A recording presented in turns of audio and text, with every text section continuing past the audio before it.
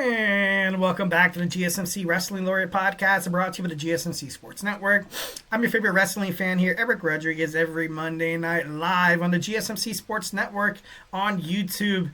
8 p.m. Pacific time, 11 p.m. Eastern time, here to talk about the greatest thing in the world, professional wrestling. We talk about all the action inside and outside the ring, all the backstage curtain calls, all the rumors, all the dramas, all the wrestling conspiracy theories. We talk about superstar inactive statuses, injury updates, contract negotiations, extensions, and new signings. We talk about promotions from Stardom to New Japan Professional Wrestling to the GCW to the NWA to AEW to WWE. We even talk a little bit about historic wrestling like ECW, WCW, beginning and NWA. We have top 10 list of everything. Actually, I'm going to drop a video talking about the worst finishers and the best finishers in wrestling. So make sure you guys, stay tuned for that. Superman punch that like and subscribe button to the show. Follow the show, follow the network here at the GSMC Sports Network. We do love a lot of peace, love, and positivity, 1,010%. But we need you, audience members. Definitely love you guys. Definitely cherish your guys' opinions.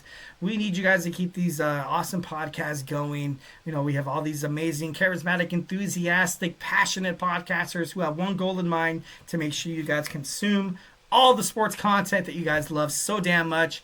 And guess what? It's FREE free. So do not forget to Superman punch that like and subscribe button to the show, to the network, to absolutely anything. Why am I singing right now? Moving on. We got Jon Moxley retaining the AEW World Heavyweight Championship match. And a lot of people hated it. I kind of saw it. It is what it is. I don't know if that makes any sense. It was what it was. I wanted, the fans are behind Swerve. Whose house? Jon Moxley, the Death Riders, in terms of AEW, has been absolutely killing it ever since Jon Moxley became a full-timer on AEW.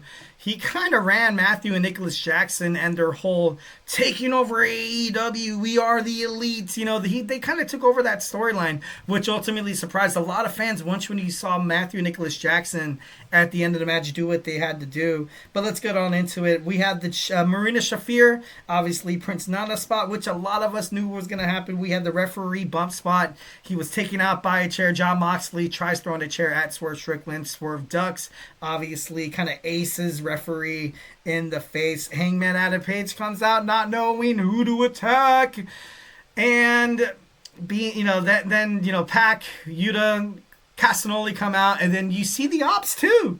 This match was an absolute banger. Like Samoa Joe, Hook, Katsuyori Shibata, all these guys comes out. For me, I felt like it was like an AEW version of WrestleMania 40, where you had, The Rock, John Cena, Solo Sikoa come out, The Undertaker, only for Cody Rhodes to finish his story. But Swerve Strickland did not get to finish his story, which kind of sucks.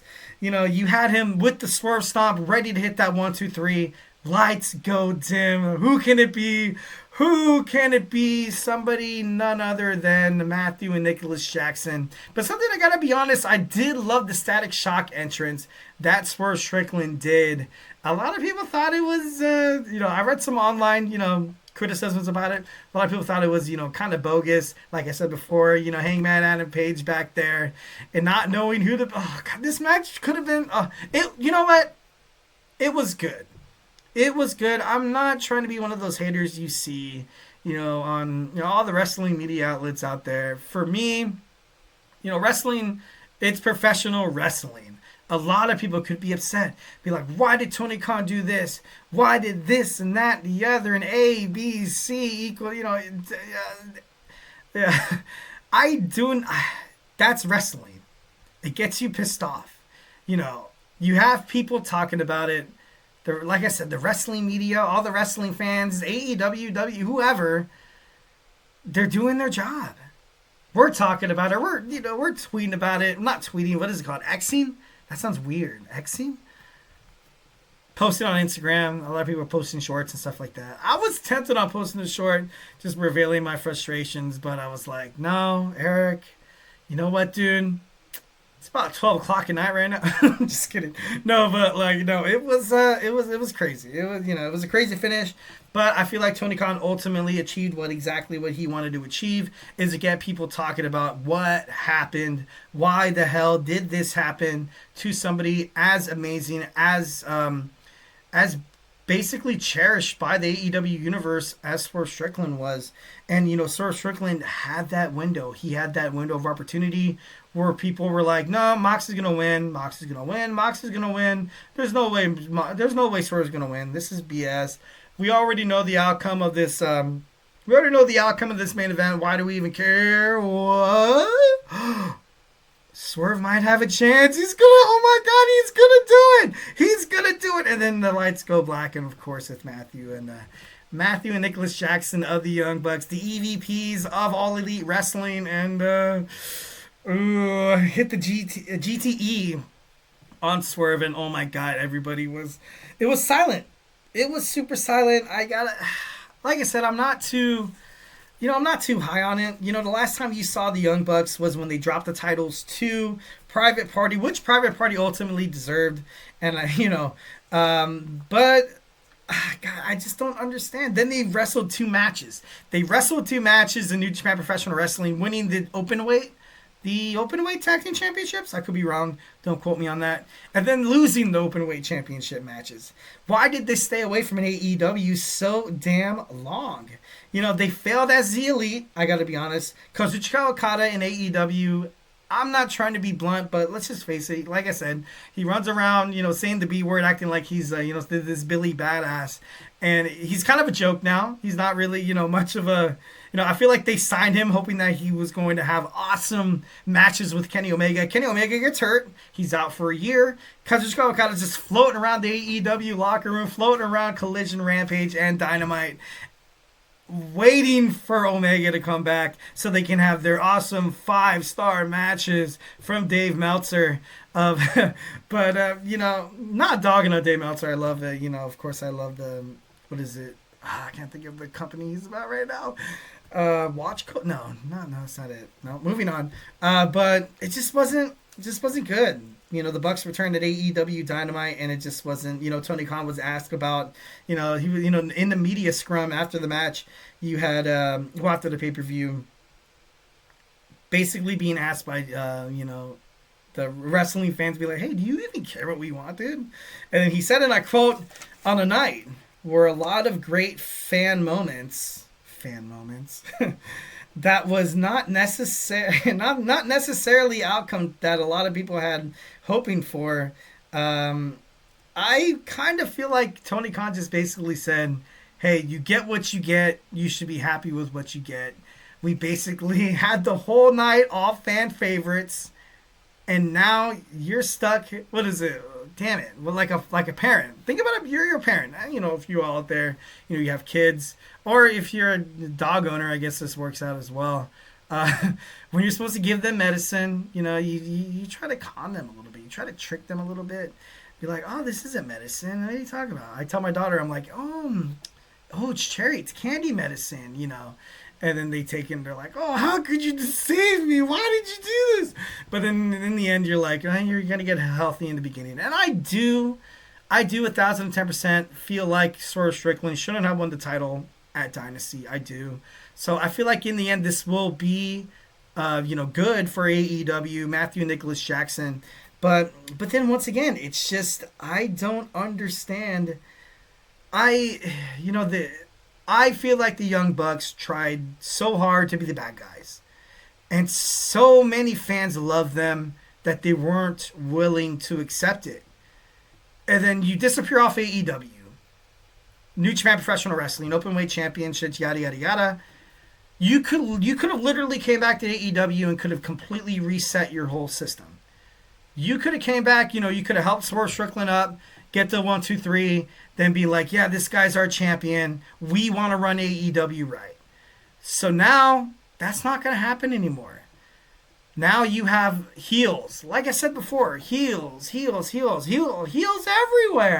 FTR turned heel. Matthew and Nicholas Jackson are back. The Death Riders are running absolutely rampant all over Rampage, Dynamite, and Collision. What is, like, at Hangman Adam Page is on the... He's not a heel. He's not a babyface. MJF. You have MJF. What are they going to bring back, Dustin Rhodes or Sammy Guevara or what? Like, what do you guys are planning to do? Chris Jericho. He's a heel, dude. Will Ospreay is probably the best babyface in AEW right now. Even some people might not even consider Swerve Strickland as a heel, as a babyface. And it's like I said, it's wrong place, wrong timing. Like I said, I get it. You see my reaction. You see my face getting red. Obviously, Tony Khan is doing something right. But, I don't know. It's crazy. I kind of came to the conclusion, and I feel like this is what AEW is doing. Like, and it kind of sucks. So is it written in stone that whoever wins the Owen Hart Cup Championship to take on Jon Moxley for that AEW World Championship at All In? So whoever wins the Owen Hart Cup Championship has basically been granted the championship. And I know a lot of people might be like, oh, you never know. You never know. Jon Moxley, I feel like he's been such a company guy. He's won the thing a couple of times already. Obviously in the same boat as Bryan Danielson. Once when he was offered the strap, once when Tony Khan wanted to put it on him right away, he was like, no, I want to see some of these new guys get some of the love because it's best for business. It's best for the company.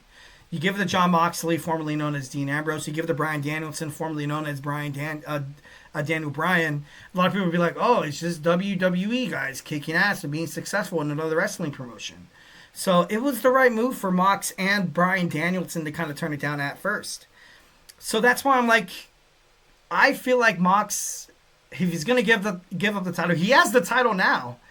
He doesn't want to give it up to somebody unless they're absolutely ready to take over the brand. Much like you're kind of what's going on with WWE with John Cena and Cody Rhodes.